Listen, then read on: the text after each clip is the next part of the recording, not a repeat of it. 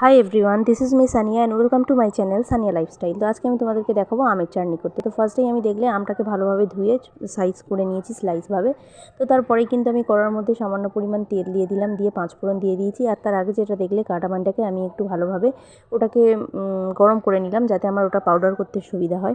তো তারপরেই কিন্তু আমি এর মধ্যে আমগুলোকে অ্যাড করে দেবো, দিয়ে কিন্তু এটাকে ভালোভাবে আমি নেড়ে নেব।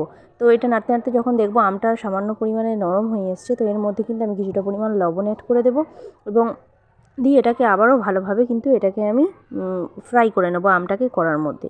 তো এভাবে 2-3 মিনিট করার পর এর মধ্যে সামান্য পরিমাণে আমি হলুদ অ্যাড করছি। তোমরা চাইলে এটাকে স্কিপ করতে পারো, তোমরা চাইলে এখানে যে কোনো ফুড কালার তোমরা ইউজ করতে পারো, কিন্তু আমি আর্টিফিশিয়াল কোনো কালার চাইছি না, তাই কিন্তু আমি এখানে কোনো ফুড কালার ইউজ করছি না। তো তার পরে এটার মধ্যে কিন্তু আমি গরম জল অ্যাড করে দেবো, দিয়ে কিন্তু এটা আমি সিদ্ধের জন্য কিছুক্ষণ আমি স্টিমে দিয়ে দেবো। তো এটা 5-6 মিনিট রাখার পরেই কিন্তু এই আমগুলো আমার পুরো সিদ্ধ হয়ে যাবে। আর তোমাদের আন্দাজ মতো দেখে নিও। তো আমি এখানে আমটাকে পুরোটাই স্ম্যাশড করে নেবো একটা হ্যান্ড ব্লেন্ডারের সাহায্যে। তো এর সাহায্যে পুরোটা স্ম্যাশড করে নেওয়ার পরে আমি এর মধ্যে কিন্তু এবার সুগারটাকে অ্যাড করব, আর তার আগে কিন্তু অ্যাড করব কার্ডামনটা।